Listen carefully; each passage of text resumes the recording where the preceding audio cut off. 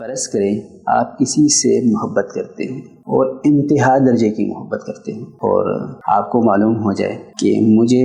اسے پانے کے لیے اور اس کے قریب ہونے کے لیے کچھ خاص دن، کچھ خاص لمحات ہیں کہ اگر میں وہ کام جو انہوں نے بتائے ہیں اگر میں کر لوں تو میں اس کو قریب ہو جاؤں گا، تو کیا کبھی آپ ان لمحات کو ضائع کریں گے؟ کبھی آپ ان لمحات کو کھوئیں گے؟ کبھی آپ ان لمحات کو غفلت میں گزاریں گے؟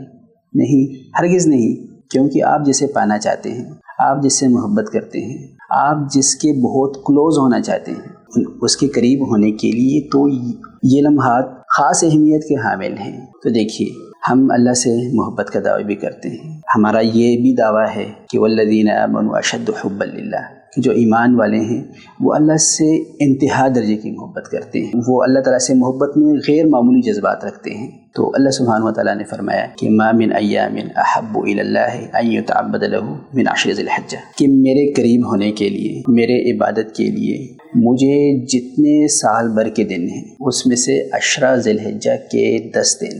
وہ مجھے سب سے زیادہ محبوب ہے۔ یعنی اگر میرے قریب ہونا چاہتے ہیں، مجھ سے محبت کرنا چاہتے ہیں اور میری محبت حاصل کرنا چاہتے ہیں اور میری معرفت حاصل کرنا چاہتے ہیں، مجھے راضی کرنا چاہتے ہیں، تو ان 10 دنوں سے زیادہ کوئی قیمتی دن نیک اعمال کر کے میری محبت نہیں حاصل کی جا سکتی۔ ایک صحابی نے عرض کیا، یا رسول اللہ ولا الجہاد فی سبیل اللہ، کہ جہاد فی سبیل اللہ بھی نہیں؟ نبی کریم صلی اللہ علیہ وسلم نے فرمایا ولا الجہاد فی سبیل اللہ، کہ جہاد کے اندر جو بندہ اپنے آپ کو رسک میں ڈال لیتا ہے، جو بندہ اپنے جان کو داؤ پہ لگا لیتا ہے اور وہ جا کر سرحدات پہ دشمنوں کے خلاف لڑتا ہے، تو فرمایا کہ اس سے بھی ان 10 ایام میں نیک اعمال اللہ تعالیٰ کو زیادہ محبوب ہیں، تو ان کی ویلیو غیر معمولی ہو جاتی ہے۔ تو ابھی ہم اپنے آپ سے سوال کریں کہ ان 10 ایام میں ہم نے کیا کرنا ہے، اور ان 10 دنوں میں ہم نے اپنے ڈیلی روٹین کا کیا شیڈول بنایا ہے، اور اپنی جو ہے ڈیلی روٹین کو سیٹ کرنے کے لیے ہم نے تمام اعمال کی کیا مینجمنٹ کی ہے۔ تو اگر نہیں کی تو آج ہی سے ہم اپنی ڈیلی روٹین میں لا الہ الا اللہ، الحمدللہ، اللہ اکبر اور اللہ اکبر، اللہ اکبر، لا الہ الا اللہ واللہ اکبر، اللہ اکبر وللہ الحمد کو شامل کر لیں۔